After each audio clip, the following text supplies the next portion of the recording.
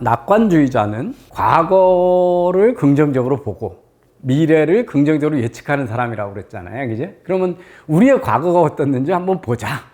이게 부정적인 과거인지 우리가 아주 슈퍼 어번던스 대풍요의 세상에 살고 있다라고 하는 거죠. 근데 이거는 인류 역사상 아주 예외적인 0.3%의 시간대에 누리는 거라는 거죠. 현생 인류 30만 년 중에 풍요가 가져온 세상은 과거 200년밖에 안 되니까 그 시간은 극히 짧은 시간이라는.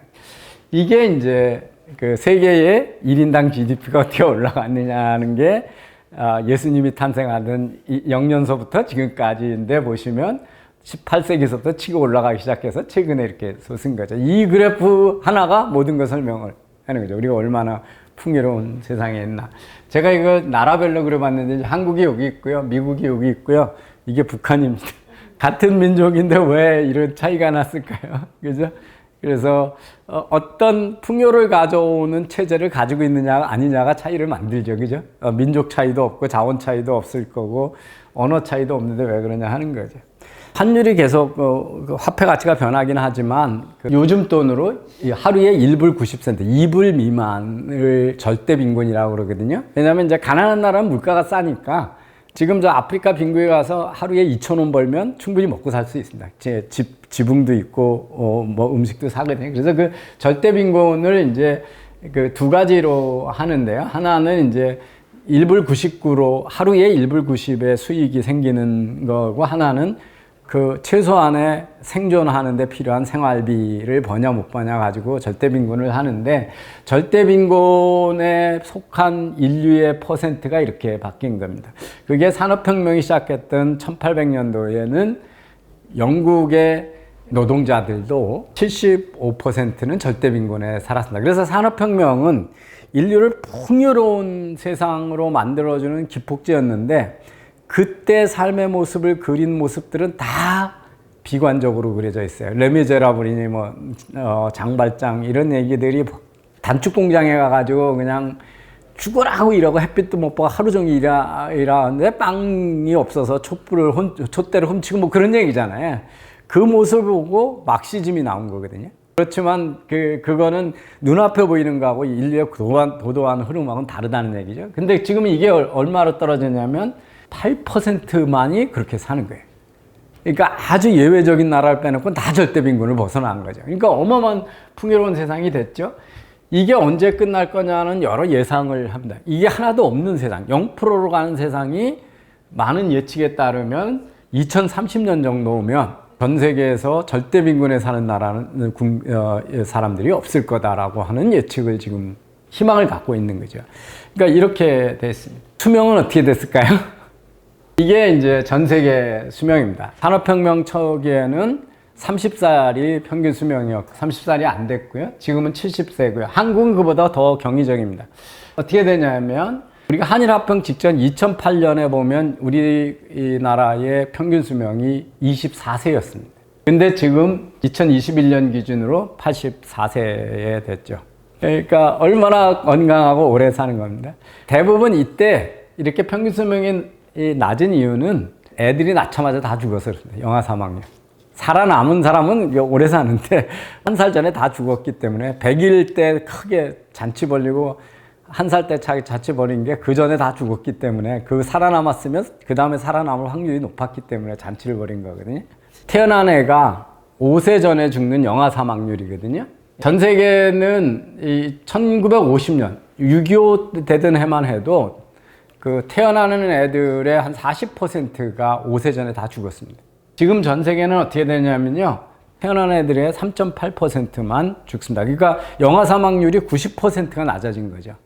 38%에서 3.8%가 된 거예요. 대한민국은 지금 몇 퍼센트 죽냐면 0.3%밖에 안 죽습니다. 5세 이전에 거의 안 죽어요. 그러니까 얼마나 건강한 세상을 만들었냐고 보고요. 2003년에는 이 가난한 쪽에 살던 사람들이 되게 많았다가 이게 이제 소득 분포거든요. 이게 점점 낮아져가지고 가난한 쪽 2불 이하는 거의 없어지고 이쪽으로 숫자가 점점 몰리잖아요. 그래서 전 세계적으로 보면 소득 불평등도 확실히 해소가 됐다라는 겁니다. 우리는 그 단기적인 불평등 지수를 보고 제일 돈을 많이 버는 사람을 적게 해서 가지고 진위계수를 가지고 그게 올라가면 세상이 잘못되는 것처럼 생각이 되지만 긴 역사로 보면요, 이렇게 유럽의 진위계수가 변했습니다. 그러니까 이게 뭐냐면요, 지금 좀 최근에 올라갔다고 해서 우리가 여기만 보니까 확 올라간 것처럼 보이는 거예요. 근데 지금은 전체의 수준에서 많이 낮아져 있는 거거든요. 근데 이게 낮아지는 게 좋은 게 아니에요. 언제 낮아지냐면 로마 제국이 멸망하고 흑사병이 돌아서 다 망하면 다 가난해지죠. 다 가난해지면 소득 격차가 없어집니다. 대한민국이 가장 소득 격차가 없었을 때는 6.25 동란 이후입니다. 폐하가 돼서 아무도 가진 사람이 없으니까 다 갔겠죠. 그래서 이게 좋은 게 아니고 그렇다는 거고요. 옛날에는 유럽 몇 개 산업혁명의 한 나라만 잘 살고 다 못 살았잖아요. 우리도 아주 지질이 못 살았잖아요. 지금 우리는 일본보다 우리가 실질 소득이 더 높은 나라가 됐거든요. 왜 저는 2년 전에 우리가 일본보다 소득이 높아졌는데 광복절보다 크게 축하를 했어야 될 건데 아무도 얘기 안 하는지 모르겠어요.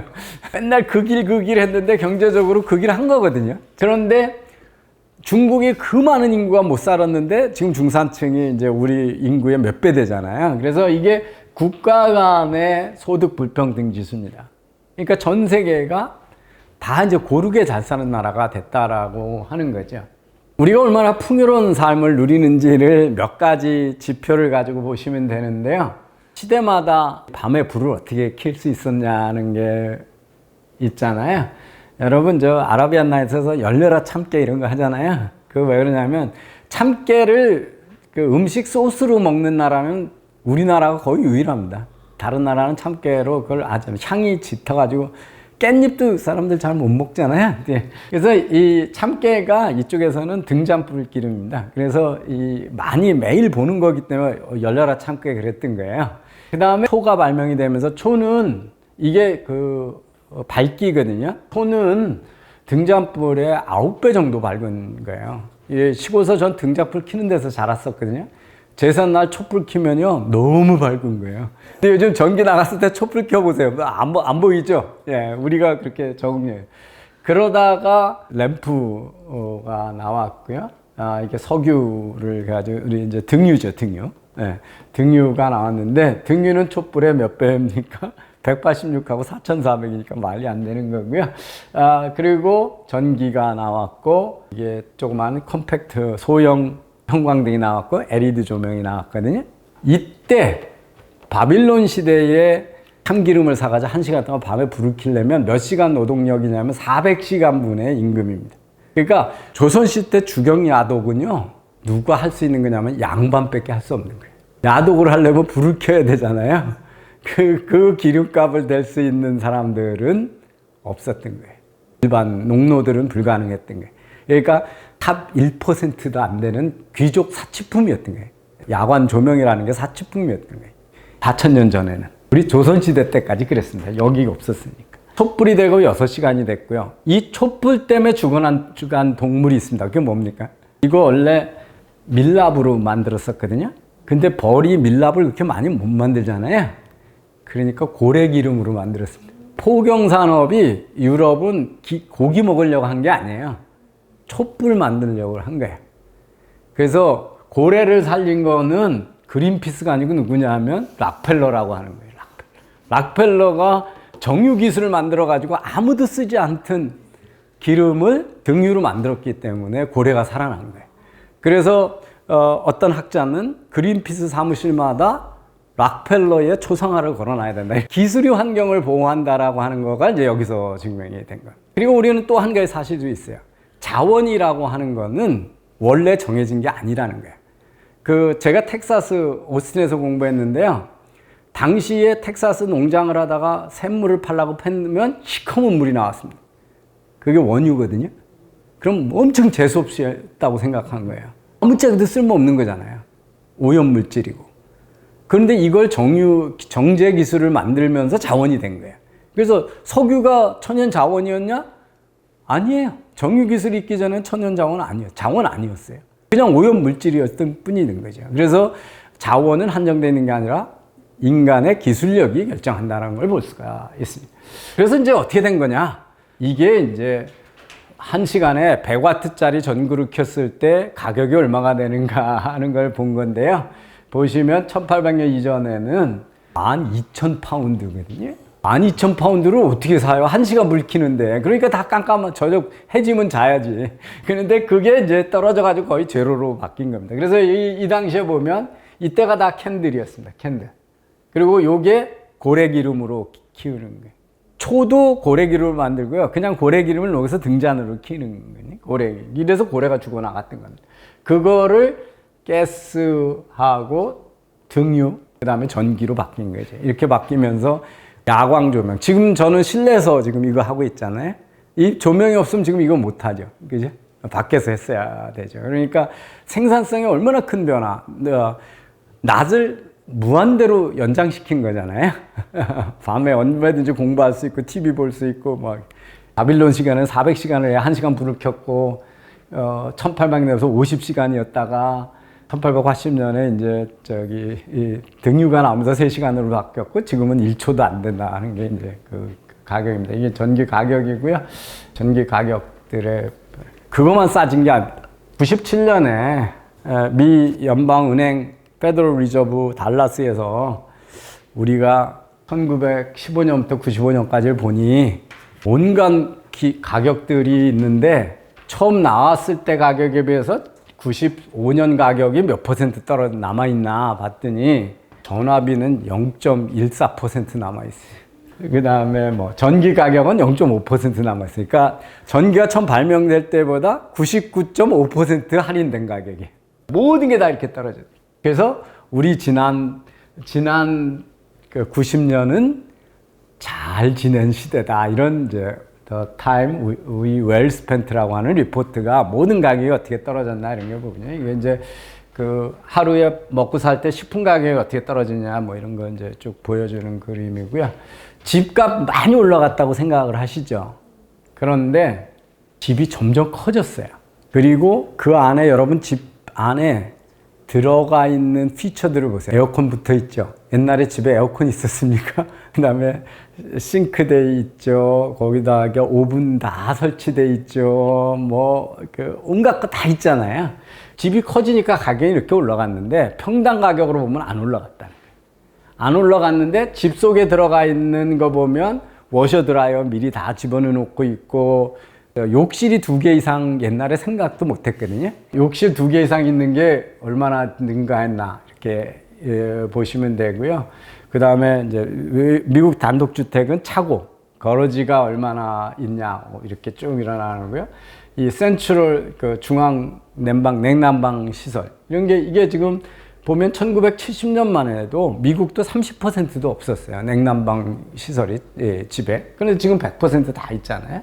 그런 식으로 해서 품질이 계속 좋아졌기 때문에 품질이 좋아진 거를 감안하면 이 가격이 오른 게 아니라는 거죠. 차도 마찬가지입니다. 무지 올라간 것 같지만 차격은 1908년에 이게 모델 T, 그 유명한 포드의 모델 T는 가격이 850불이었거든요. 근데 그 당시에 850불은 평균 노동자들이 약 5,000시간의 임금이었어요. 근데 지금은 어떻게 하냐면 1,000시간의 임금입니다. 여러분, 싼 자동차 한번 생각을 해보세요. 우리 몇백만 원짜리도 1,000만 원 있잖아요. 그러면 월급의 한 2배면 사는 거잖아요. 우리나라 평균 월급에. 그죠? 예, 그러면 그게 얼마나 싸진 건지 알 수 있죠. 그러니까 제가 직장 생활 때마다 차가 우리나라에서 부의 상징이었죠. 럭셔리 아이템이었는데 지금 아무도 아니고 그러니까 내 월급에 비해서는 무지 싸진 거죠. 그래서 그런데 그 차 안에 들어가는 피처가 얼마나 다르냐. 이때하고 지금하고 보면 파워 스티링 없는 차 없죠. 전부 파워 스티링 있죠.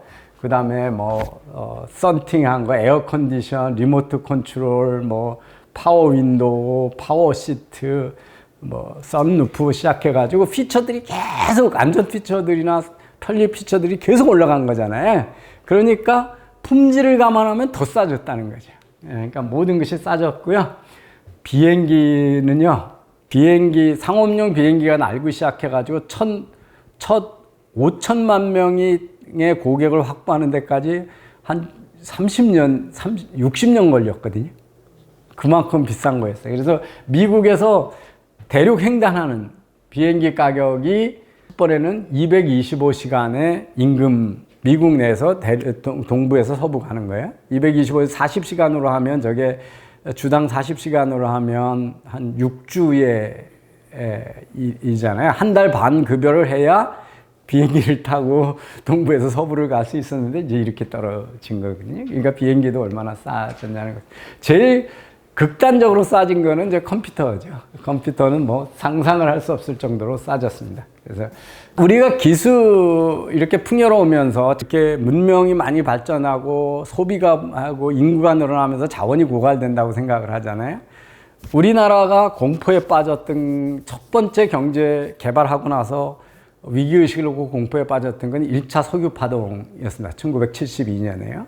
그때 들리는 얘기가 전부 뭐였냐면 전 세계 석유 매장량이 20년밖에 안 간다는 거였거든요. 근데 이게 확인된 석유 매장량 고갈은커녕 1970년에서 20년 있다 고갈됐으면 1990년에 여기쯤에서 다 고갈됐어야 되는데 그 이후로 점점 더 많은 석유가 발견이 되잖아요. 이게 왜 이럴까요? 그렇게 많이 화석연료를 떼고 석유 뗐다고 그러는데 왜 매장량은 점점 늘어날까요? 두 가지입니다. 하나는 옛날에는 기술이 얕아서 근해 대륙봉에서밖에 시추를 못했거든요. 근데 지금 심해에 들어가서도 다 시추를 합니다. 파도가 높은 지역에도 가서 깨낼 수 있습니다. 더 결정적인 거는 셰일가스. 바위 틈에 조금씩 있던 가스는 옛날에는 전혀 경제성이 없었던 건데 셰일 바위를 파쇄해가지고 충격으로 파쇄해서 그걸 끌어내는 기술이 생기면서 셰일가스도 매장량이 된 거잖아요. 그래서 기술이 자원의 양을 결정한다는 거예요. 자원의 양은 한정돼 있지 않고. 자, 환경이 계속 나빠질 것처럼 얘기하고 우리가 기후변화에 대해서 많이 얘기를 하는데요. 한 가지 사실은 이겁니다. 많은 나라에서요. 이 파란색이 GDP고요. 빨간색이 그 나라에서 제조하는 데서 나오는 이산화탄소량이고 파란색이 다른 나라에서 생산한 거 수입해서 쓰는 소비에 의한 CO2 배출입니다. 중국제를 우리가 수입해서 쓰면 우리나라에서는 CO2 배출 안 됐으면 중국에서 돼 있잖아요. 그걸 계산을 해보자 이게. 그러니까 소비 기준으로 CO2 배출량, 생산 기준으로 CO2 배출. 그러면 이게 경제가 올라가는데 90년서부터 CO2 배출은 다 줄어들고 있습니다. 그래서 경제 발전과 CO2 배출이 디커플링이 일어나고 있습니다. 왜 이러냐면 점점점 자원을 덜 쓰는 기술들이 발전하기 때문에 그렇습니다.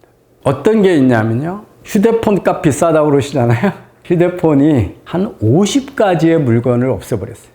자명종 없고 달력 없고 시계 없고 라디오 없고 TV 없애주고 컴퓨터도 없애주고 막 이러잖아요. 자두 없애주고 뭐 돋보기도 없애주고 수없이 없애주고 그거에서 만들었을 때 썼던 자원과 CO2하고 휴대폰을 보면 그리고 옛날에 브라운관 TV 쓰던 거를 태블릿으로 보면 자 물건을 만드는 데 들은 물질도 확 줄어들었지만 전력 소비도 너무 줄어들었거든요. 왜 첨단 반도체 10나노, 5나노, 2나노가 중요하냐면 작게 만들수록 전력 소비가 열도 덜 나요. 그러니까 점점점 에너지 에피션트한 경제로 가는 거죠. 경제 개발하면 초기에는 환경이 나빠져요.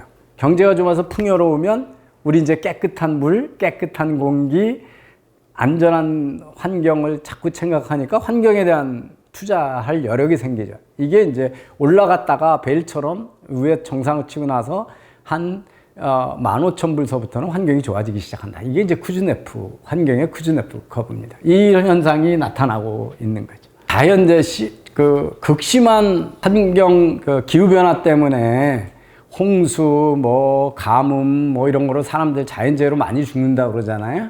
이게 전 세계 자연재해로 죽는 사람들의 숫자입니다. 지금 늘어나고 있어요. 줄었죠. 1920년대, 40년대가 훨씬 많이 죽었습니다. 재해라고 하는 거는 똑같은 현상이라도 댐을 많이 지으면 홍수 재해가 안 나요. 강수량이 결정하는 게 아니라 그 사회의 부가 가지고 있어서 어떻게 대비하는 인프라를 갖추느냐에 따라 재해가 결정이 되는 거예요. 그러니까 똑같은 비가 와도 방글라데시에서는 수천만 명의 이재민이 나지만 우리는 지금 4대강 사업하고 나서 수재민이 하나도 없는 사회가 된 거죠. 수혜의원금도 걷지 않는 사회가 됐죠. 그러니까 자연재해라고 하는 건 자연이 결정하는 게 아니에요. 재해는 인간의 기술력이 결정한다는 거죠. 차들의 연비가 좋아지고 점점 에너지 효율이 되니까 이게 대기 중에 오염물질을 배출하는 양입니다. 어떻게 되세요? 급격히 줄어들었죠. 예. 온갖 기업이 무슨 CO2 배출로 난리를 치는 것처럼 그러잖아요. 지금의 자동차들이 배출하는 환경 오염 물질의 양은 1940년에 주차해놓고 시동 끄고 서 있는 차가 배출하던 양보다도 적습니다. 제 원인별 사망자인데요. 이 제일 많은 게 가뭄에 의한 사망자예요. 우리 가뭄 든다고 죽는 사람 봤습니까? 집 안에서 물 얼마든지 쓰잖아요. 가뭄에 안 죽습니다. 근데 옛날엔 가뭄 주면 죽었어요. 이게 홍수로 죽는 사람들의 숫자입니다. 선진국에는 홍수로 죽는다는 게 거의 상상할 수가 없는 거죠. 어스케이크 뭐 해가지고 보면 지금은 훨씬 죽는 사람이 없는 사회예요. 근데 사람들은 맨날 뉴스미디어에서 기후변화 때문에 큰일 나는 것처럼 보시죠. 10년간 평균 재사망자 수의 그래프입니다. 어떻게 되세요? 쭉 줄고 있습니다. 막 뜨거우면 지구 온난화 때문에 죽었다고 그러잖아요. 그 날짜에 이제 수년간의 평균 기온, 예년의 평균 기온보다 10도 이상 올라가는 게 4일 이상 지속되면 폭염이 왔다고 그러는 거예요. 그럴 거 아니에요. 지금은 봄인데 여름 날씨가 돼가지고 한 4일쯤 되면 폭염이 온 거잖아요. 그렇게 해서 폭염을 재는데요. 이 10년 만에 한 번 있을까 말까 하는 온도. 10년에서 최고 높은 온도가 4일 이상 지속되면 우리가 폭염이 왔다 그러거든요. 이게 미국에 폭염이 발생한 그래프입니다. 언제가 제일 많았어요? 1930년대가 제일 많았어요. 지금은 그때 비하면 표시도 안 나요. 이걸 가지고, 그러니까 우리가 어떤 거에 대해서 특징 편향을 가지면 조금만 더우면 다 기후변화 때문에 그 극단적인 뭐가 왔다고 생각해요. 통계를 보면, 그럼 이때는 어떻게 인류가 생존한 거예요? 도대체 미국 사람들이.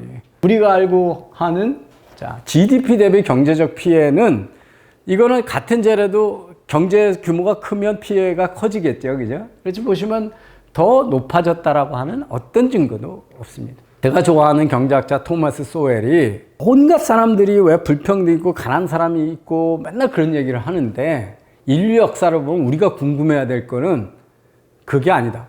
왜 갑자기 이렇게 부자가 됐지를 질문해야 된다는 거예요. 왜냐하면 인류 역사상 가난과 빈곤은 상수였다는 거죠.